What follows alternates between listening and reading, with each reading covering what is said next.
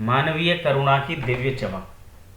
मानवीय कहते हैं मनुष्यता होती है, जो मानवीयता होती है, करुणा सब जानते हैं, दया रहम जो होता है, यानी कि मानव में जो करुणा होती है मनुष्य में, उसकी दिव्य चमक। दिव्य मतलब अद्भुत, ऐसी चमक वो किस में देखी उन्होंने? फादर कामिर बुल्के में देखी। तो कामिर बुल्के की बात यहाँ पर सर्वेश्वर दयाल सक्सेना कर रहे हैं। तो देखते हैं क्या कहना चाहते हैं, क्या इसमें कह रहे हैं, कौन से अपने संस्मरणात्मक प्रसंग इसमें जोड़े हैं, क्या है, ध्यान से पढ़ेंगे तो अच्छा लगेगा। फादर को जहरबाद से नहीं मरना चाहिए था, यानी कि वो मृत्यु हो गई है उनकी, तो मरने के बाद ही उनकी स्मृतियों में गए हैं। जब वो मर गए हैं फादर, तो जो सर्वेश्वर दयाल सक्सेना है उनको याद आ रही है उनकी, उनके साथ बिताए हुए जो पल थे, उनके साथ जो भी उनकी यादें थीं, उसको वो याद करते हुए कह रहे हैं। और फिर बता रहे हैं कि फादर को जहरबाद से नहीं मरना चाहिए था, कि फादर कामिल बुल्के हैं, वो जहरबाद से मर गए, उस जहर से बाद से नहीं मरना चाहिए था। जहरबाद एक बीमारी होती है। यहाँ लेखक ने कहा है कि फादर को जहरबाद से नहीं मरना चाहिए था। जहरबाद यानी कि एक जहरीला फोड़ा होता है और जिसको गैंग्रीन भी कहा जाता है। तो उसके कारण फादर की, यानी कि कामिल बुल्के जो थे, जिनको फादर कहा जा रहा है यहाँ पर, उनकी मृत्यु हो गई थी। तो उसको सर्वेश्वर दयाल सक्सेना कह रहे हैं कि उनको जहरबाद से नहीं मरना चाहिए था। जिसकी रगों में दूसरों के लिए मिठास भरे अमृत के अतिरिक्त और कुछ नहीं था, उसके लिए इस जहर का विधान क्यों हो? वो कह रहे हैं कि जिसकी रगों में दूसरों के लिए सिर्फ मिठास ही भरा था, सिर्फ मिठास भरे अमृत के अतिरिक्त और कुछ नहीं था, वो कभी किसी दूसरे के बारे में बुरा सोचते भी नहीं थे, और उनको जहरबाद से मरना, यानी कि विषैले फोड़े से मरना, उसके लिए जहर का विधान क्यों? ये लेखक कह रहे हैं ऐसे आदमी के लिए, मतलब जिसने कभी किसी के साथ बुरा नहीं किया, उसको इस तरह से मृत्यु। तो प्रश्नवाचक छोड़ रहे। यह सवाल किस ईश्वर से पूछें? प्रभु की आस्था है कि जिसका अस्तित्व था, प्रभु की आस्था ही जिसका अस्तित्व था, यानी कि प्रभु में आस्था ही जिसका अस्तित्व, यानी कि उनकी कोई पहचान थी कि हाँ वो प्रभु में आस्था रखने वाले थे। वह देह की इस यातना की परीक्षा उम्र की आखिरी देहरी पर क्यों दे? इस देह मतलब शरीर, इस शरीर की यातना मिल रही है, इसको परेशानी मिल रही है, क्योंकि जब हमारे कोई ऐसी बीमारी होती है तो उससे हम पीड़ित तो होते ही, हमें दुख तो होता ही, हमारे शरीर को कष्ट तो होता ही। तो उम्र की आखिरी देहरी पर क्यों दे? उम्र की आखिरी देहरी यानी कि उम्र यहाँ हमारी खत्म हो रही है, यानी कि हमारी अवस्था जो है वो बुढ़ापे की तरफ, और बुढ़ापा ही है, वृद्धावस्था है। तो आखिरी देहरी होती है, ये वृद्धावस्था होती है। सभी हम जानते हैं कि जो अवस्थाएं होती हैं, बाल अवस्था, युवावस्था, किशोर अवस्था भी मान लेते हैं। ये वैसे अगर देखा जाए तो चार ही मुख्य होती हैं: बाल, युवा और किशोर अवस्था और वृद्धावस्था। ठीक है ना? क्रम से मैं यही कहेंगे कि बाल, किशोर, युवा और वृद्धावस्था जो होती है। तो और भी कई इसमें जोड़ देते हैं। प्रौढ़ावस्था है, जो बूढ़े होने से पहले की, और युवावस्था से बाद की, लगभग 45-50 साल की उम्र में आदमी प्रौढ़ हो जाता, वो भी होती। खैर, पर हम ये कहना चाह रहे हैं, यहाँ पर जो लेखक भी हैं वो ये कहना चाह रहे हैं कि वह व्यक्ति यातना की परीक्षा में उम्र की देहरी, आखिरी देहरी पे क्यों दे? वो ये कह रहे हैं कि क्योंकि जब उसका अंतिम अवस्था है, और इसमें वो अपने शरीर को इतना कष्ट क्यों दे? एक लंबी पादरी के सफ़ेद चोगे से ढकी आकृति के सामने है। अब वो बता रहे हैं, उसका जो वर्णन कर रहे हैं, रेखा चित्र खींच रहे हैं, एक शब्द चित्र खींच रहे हैं। शब्द चित्र खींचने का मतलब है उनका शब्दों में वर्णन किया जा रहा है। जिस तरह से बाल गोविंद भगत का किया था कि कनफटी टोपी लगा रखी है और इस तरह के हैं, उनका भी शब्द चित्र खींचा था। तो यहाँ उनका भी एक शब्द चित्र खींचा जा रहा है।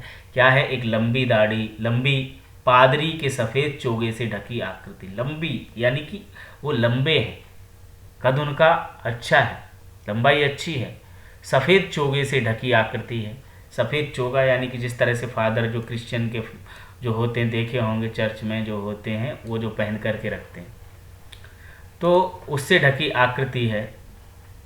उनका गोरा रंग, सफ़ेद झाई मारती भूरी दाढ़ी, नीली आंखें बाहें खोल गले लगाने को आतुर। और नीली आंखें हैं जो, और बाहें खोल करके गले लगाने को आतुर, यानी कि तैयार रहते हैं। जब भी दिख जाओ, उनको मिलो, तो वो सामने से हाथ फैला करके, बाहें फैला करके मिलने के लिए तैयार रहते हैं। इतनी ममता, इतना अपनत्व इस साधु में अपने हर एक प्रियजन के लिए उमड़ता रहता था। इतना अपनत्व और इतनी ममता अपने हर एक प्रियजन के लिए, ये नहीं सिर्फ लेखक के लिए ही, वो कह रहे हैं कि हर एक प्रियजन के लिए उमड़ता रहता था। कोई भी हो, सबके लिए उमड़ता था, उमड़ता है। चाहे वो लेखक हो या कोई भी अपना हो, प्रियजन हो, सबके प्रति ममता रखते हैं वो। मैं 35 साल से इसका साक्षी था। लेखक बता रहे हैं कि 35 साल से इसका साक्षी यानी कि गवाह हैं वो, क्योंकि 35 साल से तो लेखक मिलता रहा है। तो वो जब भी मिलते थे ऐसे ही मिलते थे, तब भी जब वह इलाहाबाद में थे और तब भी जब वह दिल्ली आते थे। लेखक ने दोनों बातें कह दी कि जब वो इलाहाबाद में थे तब भी वो ऐसे ही मिलते थे, और जब वो दिल्ली आते थे तब भी ऐसे ही मिलते थे। आज उन बाहों का दबाव मैं अपनी छाती पर महसूस करता हूँ। याद आ रही है लेखक को, तो वो कह रहे हैं कि आज भी मैं उन बाहों का दबाव अपनी छाती पर महसूस करता हूँ। कोई भी जब हम याद करते हैं कि मुझे किस तरह से गले लगाया करते थे, हैं, तो उन को जब हम जाते हैं, अपने अतीत में जाते हैं, अपनी स्मृतियों में जाते हैं, तो वो महसूस होता है। तो लेखक भी उन बाहों का दबाव आज भी महसूस करता है। फादर को याद करना एक उदास शांत संगीत को सुनने जैसा है। एक उदास शांत संगीत को सुनने जैसा, उनको याद करना, उनको देखना करुणा के निर्मल जल में स्नान करने जैसा था, और उनसे बात करना कर्म के संकल्प से भरना था। देखिए यहाँ पे 2-3 बातें बता दी कि उनको याद करना तो उदास शांत संगीत को सुनने जैसा, और उनको देखना करुणा के निर्मल जल में स्नान करने जैसा था, कि करुणा के जैसे उनको देख लिया तो करुणा के निर्मल स्वच्छ साफ जल में स्नान कर लिया। और उनसे बात करना कर्म के संकल्प से भरना था। उनसे बात कर लिया तो कर्म वीर ही बनते हैं, यानी कि ये नहीं अकर्मण्य हो जाएं, कर्म के संकल्प से भरना कि हमें ये करना चाहिए। मुझे परिमल के वेदन याद आते हैं। परिमल एक संस्था का नाम है, साहित्यकारों की संस्था जिसका नाम था परिमल, उसका नाम रख दिया था, जिसमें लेखक आदि मिलते थे, गोष्ठियाँ होती थी। तो कह रहे हैं कि मुझे परिमल के वे दिन याद आते हैं जब हम सब एक पारिवारिक रिश्ते में बंधे जैसे थे, जिसके बड़े फादर बुल्के थे। जिसके बड़े थे वो फादर बुल्के थे। हमारी हंसी मजाक में वह निर्लिप्त शामिल रहते थे। निर्लिप्त यानी कि जिसमें लिप्त नहीं होते थे पर शामिल भी होते थे। ये देखिए, ये बड़ा विरोधाभास वाला शब्द है। वो कह रहे हैं कि वो हंसी मजाक में शामिल भी होते थे पर निर्लिप्त शामिल होते थे, यानी कि उसमें लिप्त नहीं होते थे पर वो हमारे हंसी मजाक पर जरूर मुस्कुराते थे। हमारी गोष्ठियों में वह गंभीर बहस करते, हमारी रचनाओं पर बेबाक राय देते। बेबाक शब्द पहले भी आया है, इसके बारे में मैंने बताया था कि बेझिझक बेबाक राय देते थे, कोई भी बिना कोई डर नहीं होता था। तो रचनाओं पर भी बेबाक राय देते थे, ये भी नहीं किसी को बुरा लगेगा अच्छा लगेगा, जो कहना होता था कह देते थे और सुझाव देते। और हमारे घरों के किसी भी उत्सव और संस्कार में वो बड़े भाई और पुरोहित जैसे खड़े हो जाते थे। वो कह रहे हैं, बता रहे हैं लेखक कि वो किसी भी संस्कार में, घर में अगर परिवार में कोई भी उत्सव होता था तो उसमें वो बड़े भाई की तरह पुरोहित के जैसे आशीषों से भर देते थे, आशीष देते थे, आशीर्वाद देते थे। मुझे अपना बच्चा और फादर का उसके मुख में पहली बार अन्न डालना याद आता है। लेखक बता रहा है जब उसके बेटे का अन्नप्राशन हुआ था। अन्नप्राशन संस्कार होता है। हमारी भारतीय संस्कृति में 16 संस्कार माने जाते हैं, जो गर्भाधान और जन्म से लेकर के अंत्येष्टि यानी कि मृत्यु तक, जब आदमी मर जाता है तब तक 16 संस्कार हमारी भारतीय संस्कृति में माने जाते हैं। तो उनमें से अन्नप्राशन भी एक होता है। अन्नप्राशन जब अन्न पहली बार बच्चे के मुंह में दिया जाता है, जब वो 6-7 महीने का हो जाता है, 6 महीने का, तब उसको अन्न खिलाया जाता है। तो वही वो याद कर रहे हैं कि मुझे अपना बच्चा और फादर का उसके मुंह में पहली बार अन्न डालना याद आता है, और नीली आंखों की चमक में तैरता वात्सल्य भी जैसे किसी ऊंचाई पर देवदारू की छाया में खड़े हो। और नीली आंखों की चमक में तैरता वात्सल्य, वात्सल्य अभी जब रस पढ़ोगे उसमें भी आएगा। वात्सल्य एक रस भी होता है, जो बच्चों के प्रति प्रेम होता है उसको वात्सल्य कहते हैं। जो छोटे बच्चे होते हैं ना, उनके प्रति जो स्नेह होता है उसको वात्सल्य बोलते हैं। प्रेम के अनेक रूप होते हैं। वही प्रेम जब हम प्रेमिका से करते हैं तो हमारा वो प्यार है, प्रेम है। वही प्रेम हम जब इससे करते हैं वो देशभक्ति है, देश प्रेम है, ठीक है ना। वही जब हम ईश्वर से करते हैं तो ईश्वर भक्ति है, प्रभु भक्ति है। वही प्रेम जब हम बच्चे से करते हैं तो वो वात्सल्य कहलाता है। तो इस वात्सल्य की वो बात कर रहे हैं कि नीली आंखों की चमक में तैरता वात्सल्य भी, तो वात्सल्य भी दिखाई देता था और वो वात्सल्य भी याद आता है जैसे किसी ऊंचाई पर देवदारू की छाया में खड़े हों। देवदारू एक वृक्ष होता है जो बड़ा सघन होता है, जिसकी बहुत बड़ा होता है और जिसकी बहुत घनी छाया होती है। तो ऐसा लगता था जब फादर के सामने वो मिलते थे जैसे किसी देवदारू की छाया में खड़े हुए हैं, यानी कि अब उनको धूप नहीं लग सकती, कोई परेशानी उन्हें नहीं हो सकती। कहाँ से शुरू करें? इलाहाबाद की सड़कों पर फादर की साइकिल चलती दिख रही है। अब वो फिर याद कर रहे हैं, ये तो अपने वो कुछ याद किए, अब आगे वो चल रहे हैं, कह रहे हैं कहाँ से शुरू करें। इलाहाबाद की सड़कों पर फादर की साइकिल चलती दिख रही है। अब भी याद आता है कि फादर की साइकिल चल रही है। वह हमारे पास आकर रुकती है, मुस्कुराते हुए उतरते हैं। देखिए देखिए मैंने उसे पढ़ लिया और मैं कहना चाहता हूँ उनको क्रोध में कभी नहीं देखा।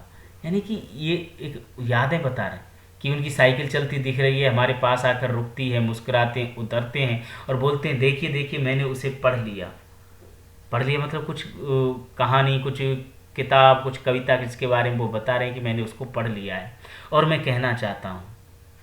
और वो ये कहना चाहते हैं इस तरह से, ये डैश डैश डैश का मतलब यानी कि इस तरह से आगे भी कुछ वो कह रहे हैं, ऐसा वो सोच रहा है, क्योंकि ऐसा करते थे वो। उनको क्रोध में कभी नहीं देखा, आवेश में देखा है और ममता तथा प्यार में लबालब छलकता महसूस किया, गुस्सा कभी नहीं। आवेश, एक आवेश शब्द है जो क्रोध का पर्यायवाची बिल्कुल नहीं होता। आवेश मतलब एक गुस्सा होता है और एक आवेश होता है। आवेश जोश से हम जोड़ लग सकते हैं, उत्साह से जोड़ सकते हैं, उत्साह अलग होता है, क्रोध अलग होता है। अभी जब हम रस की बात कर रहे हैं, रस और पढ़ेंगे तो उसमें एक वीर रस होता है, एक रौद्र रस होता है। वीर रस में उत्साह स्थायी भाव होता है और रौद्र रस में क्रोध स्थायी भाव होता है। तो क्रोध और जो उत्साह है वो अलग है। तो उनको क्रोध में कभी नहीं देखा, आवेश में देखा है। ममता तथा प्यार में लबालब छलकता महसूस किया है। ममता और प्यार से वो लबालब भरे होते हैं, यानी कि ममत्व है उनके अंदर, ममता है, प्रेम स्नेह भी। अक्सर उन्हें देखकर लगता है कि बेल्जियम में इंजीनियरिंग के अंतिम वर्ष में पहुंचकर उनके मन में सन्यासी बनने की इच्छा कैसे जाग गई, जबकि घर पूरा था, 2 भाई, 1 बहन, माँ पिता सभी थे। वो कह रहे अक्सर उन्हें देखकर ये लगता था कि बेल्जियम में इंजीनियरिंग के अंतिम वर्ष में पहुंचकर, बताओ इंजीनियरिंग की पढ़ाई कर रहे थे, उसका अंतिम वर्ष था, लास्ट ईयर था, और वहां तक पहुंचते पहुंचते जो मैं बताया ना, सच्चे जो पारंपरिक अर्थ में सन्यासी होते हैं वैसे सन्यासी नहीं थे, जिनको देख करके ये लगता है कि ऐसे ही बन गए होंगे बाबा जी, ठीक है ना। वो एक भरे पूरे परिवार में थे और पढ़े लिखे थे, इंजीनियरिंग कर रहे थे और उनके मन में सन्यासी बनने की इच्छा जागृत हो गई। भरा पूरा परिवार था, 2 भाई थे, 1 बहन थी और माँ पिता भी थे, सभी थे। आपको अपने देश की याद आती है? कभी कभार जब उनसे पूछते थे तो वो यही कहते थे कि मेरा देश तो अब भारत है। जब उनको ये पूछा जाता कि आपको अपने देश की याद आती है तो कहते कि मेरा देश तो अब भारत है, मैं जन्मभूमि की पूछ रहा हूँ। कह रहे ठीक है, पर मैं तो जन्मभूमि की पूछ रहा हूँ जहाँ तुम्हारा जन्म हुआ है। हाँ आती है, बहुत सुंदर है मेरी जन्मभूमि रेम्स चैपल। घर में किसी की याद, माँ की याद आती है, बहुत याद आती है। फिर अक्सर माँ की स्मृति में डूब जाते देखा है, माँ की यादों में डूब जाते थे वो। उनकी माँ की चिट्ठियाँ अक्सर उनके पास आती थीं। अपने अभिन्न मित्र डॉक्टर रघुवंश को वह उन चिट्ठियों को दिखाते थे। अभिन्न मित्र का मतलब होता है जो घनिष्ठ मित्र होता है, जो हमारा बहुत अधिक प्रिय, जो भिन्न नहीं होता किसी भी तरह से, वो। तो रघुवंश, उनका नाम था रघुवंश, उनको अपनी माँ की चिट्ठियाँ दिखाते थे। पिता और भाइयों के लिए बहुत लगाव मन में नहीं था, पिता और भाई से ज़्यादा प्रेम नहीं करते थे, ज़्यादा लगाव नहीं था, माँ से था। पिता व्यवसायी थे, एक भाई वहीं पादरी हो गया है। चर्च में जो पादरी होते हैं, जैसे मंदिर में पुजारी होता है, मस्जिद में मौलवी होता है और चर्च में पादरी होता है। एक भाई काम करता है, उसका परिवार है, यानी कि दो भाई थे ना, एक पादरी हो गए, एक भाई काम करता है, उसका परिवार है। बहन सख्त और जिद्दी थी, बहुत देर से उसने शादी की। सख्त थी और जिद्दी भी थी, अपने मन की करने वाली, इसलिए उसने बहुत देर से शादी की। फादर को एक आध बार उसकी शादी की चिंता व्यक्त करते उन दिनों देखा था। फादर परेशान रहते थे कि बहन की शादी नहीं हुई, तो उसकी चिंता भी वो करते थे। भारत में बस जाने के बाद 2 या 3 बार अपने परिवार से मिलने भारत से बेल्जियम गए थे। वो भारत आ जाने के बाद 2 या 3 बार ही परिवार से मिलने बेल्जियम गए थे। तो फिर फादर बुल्के से कभी पूछा जाता है कि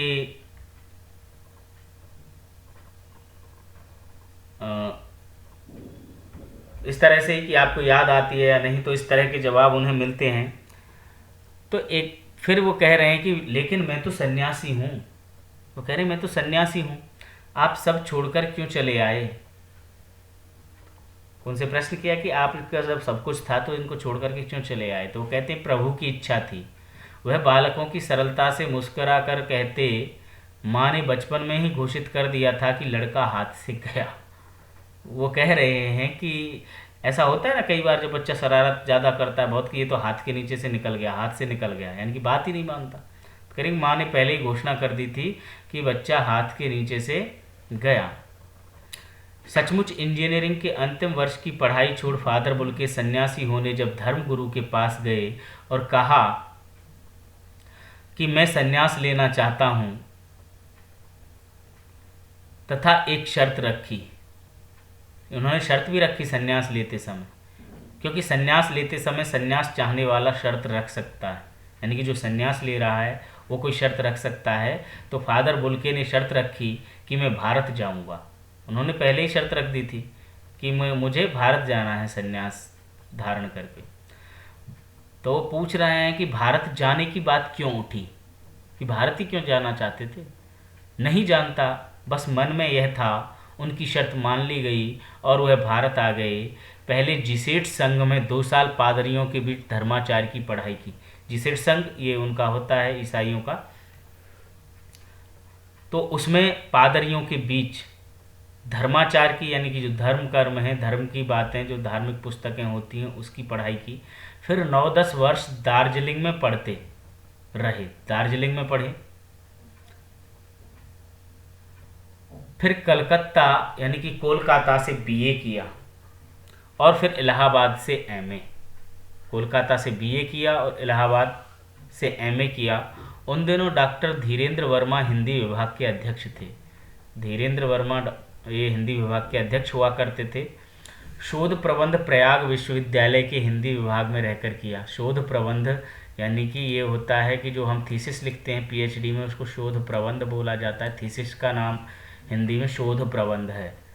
तो उन्होंने प्रयाग विश्वविद्यालय के हिंदी विभाग में रहकर के पूरा किया था 1950 में, जिसका शीर्षक था राम कथा उत्पत्ति और विकास, जिसके बारे में हम पहले भी चर्चा कर चुके हैं कि जब तक राम कथा है, राम कथा को याद नहीं भूल सकते, वैसे ही फादर बुल्के को भी नहीं भूल सकते, क्योंकि उनका जो शोध प्रबंध था, जो पुस्तक थी जो पीएचडी में लिखी, वो था राम कथा उत्पत्ति और विकास।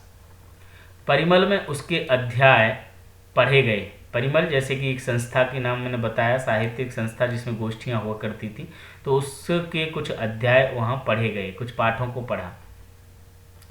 फादर ने मातरलिंग के प्रसिद्ध नाटक ब्लू बर्ड का रूपांतर भी किया।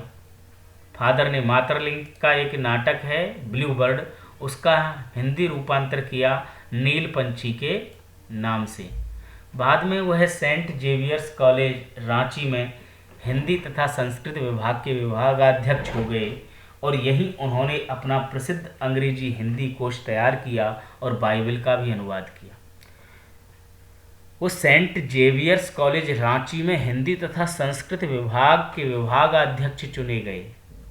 देखिए, संस्कृत ये डिपार्टमेंट होते हैं हर एक कॉलेज यूनिवर्सिटी में, होते हैं कि संस्कृत है, ये बॉटनी डिपार्टमेंट है, ये हिंदी डिपार्टमेंट है, ये ज्योग्राफी डिपार्टमेंट है, सारे डिपार्टमेंट होते हैं। उसमें उसका एचओडी होता है, एचओडी कोई विभागाध्यक्ष बोलते हैं, हेड ऑफ डिपार्टमेंट, ठीक है ना। तो विभागाध्यक्ष भी चुने गए और दोनों के, हिंदी के भी और संस्कृत के भी। यहीं उन्होंने अपना प्रसिद्ध अंग्रेजी हिंदी कोश तैयार किया। ये बहुत चर्चित है, अंग्रेजी हिंदी कोश, फादर कामिल बुल्के वाला। देखना हमारे जो पुस्तकालय है विद्यालय का, उसमें भी जरूर मिल जाएगी। ये पुस्तक लगभग हर पुस्तकालय में होती है। ये शब्दकोश, पुस्तक नहीं है, शब्दकोश है ये, अंग्रेजी हिंदी कोश है, अंग्रेजी से हिंदी में, ठीक है ना। कुछ अंग्रेजी से अंग्रेजी में होते हैं, कुछ हिंदी से अंग्रेजी में होते हैं, अंग्रेजी से हिंदी में ये कोश है, कुछ हिंदी से हिंदी में भी होते हैं। और उन्होंने बाइबल का भी अनुवाद किया और वहीं बीमार पड़े, पटना आए, दिल्ली आए और चले गए 47 वर्ष देश में रहकर और 73 वर्ष की जिंदगी जीकर। ओके, 47 वर्ष इस देश में रहे थे और 73 वर्ष की जिंदगी जीकर चले गए, यानी कि 73 साल की उम्र में उनकी मृत्यु हो गई।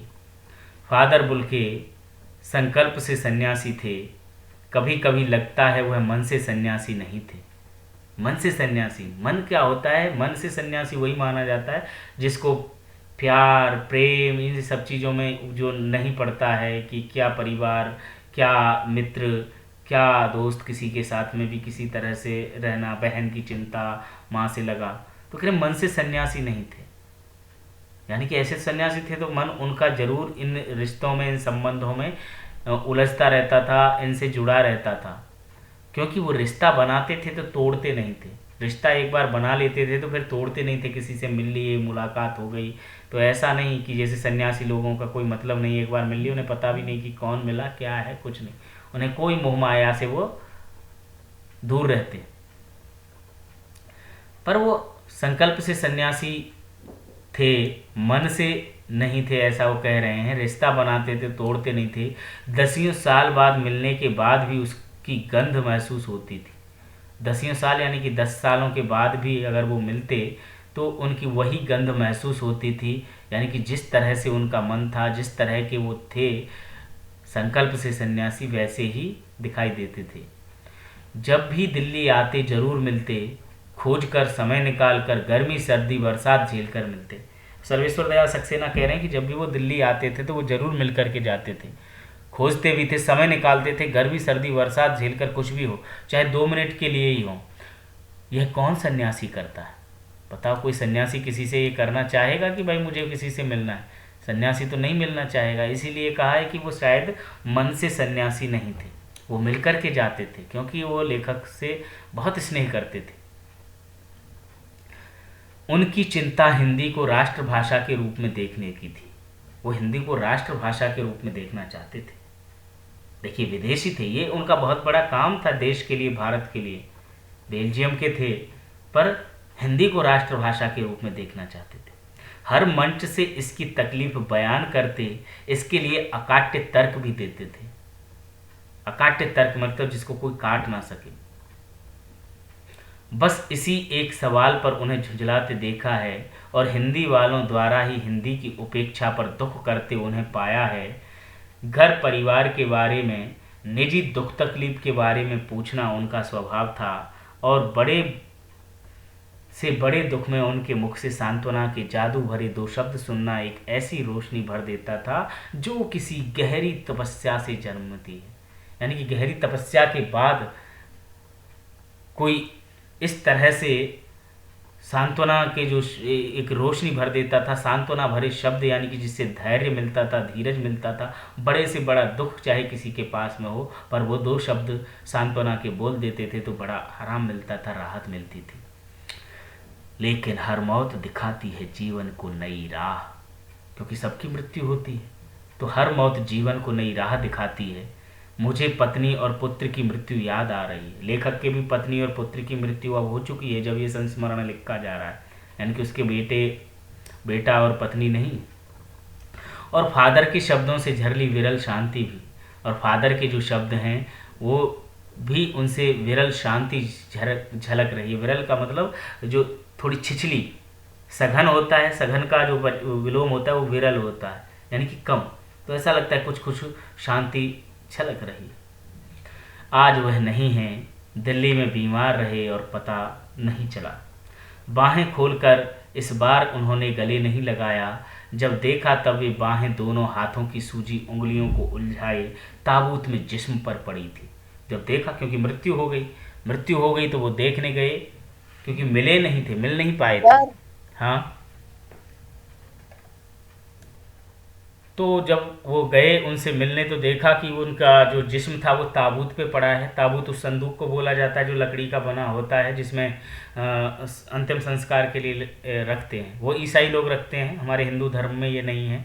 मुस्लिम धर्म में भी शायद ताबूत में नहीं रखते हैं, पर ईसाइयों में रखते हैं। तो जब देखा तो वे बाहें दोनों हाथों की सूजी उंगलियों को उलझाए ताबूत में जिस्म पर पड़ी थीं। जो शांति बरसती थी वह चेहरे पर थिर थी, तरलता जम गई थी। वह 18 अगस्त 1982 की सुबह 10 बजे का समय था। 18 अगस्त 1982 की समय था। दिल्ली में कश्मीरी गेट के निकलसन कब्रगाह में उनका ताबूत एक छोटी सी नीली गाड़ी से उतारा गया। तो में से शायद किसी ने देखा भी हो, ये दिल्ली में कश्मीरी गेट के निकट जो है निकलसन कब्रगाह है, और उस कब्रगाह में उनका ताबूत एक छोटी सी गाड़ी से उतारा गया, यानी गाड़ी पहुंच गई। कुछ पादरी, रघुवंश जी का बेटा और उनके परिजन राजेश्वर सिंह उसे उतार रहे थे। कुछ पादरी थे, डॉक्टर रघुवंश जो उनके अभिन्न मित्र थे, उनका बेटा था, और उनके परिजन राजेश्वर सिंह उसे उतार रहे थे उस ताबूत को। फिर उसे उठाकर एक लंबी संकरी उदास पेड़ों की घनी छांव वाली सड़क से कब्रगाह के आखिरी छोर तक ले जाया गया, जहां धरती की गोद में सुलाने के लिए कब्र अवाक मुंह खोले लेटी थी। कब्र तो पहले ही खोद दी जाती है, तो अवाक यानी कि बिना कुछ बोले वो मुंह खोले पड़ी हुई थी कब्र। ऊपर करील की घनी छाह थी। करील एक झाड़ी होती है जिसका वर्णन हम कर चुके हैं, रसखान जब पढ़ा होगा 9वीं कक्षा में कि करील क्या होता है। तो करील की घनी छाह थी और चारों ओर कब्रें और तेज धूप के वृत्त, यानी चारों ओर कब्रें थी कब्रगाह में, और तेज धूप के व्रत, यानी कि धूप आ रही थी ऊपर से, गोले बने हुए थे, क्योंकि जब पेड़ों से धूप वूप आती है ऊपर से तो देखा होगा वृत्त बन जाते हैं, गोले सर्किल बन जाते हैं।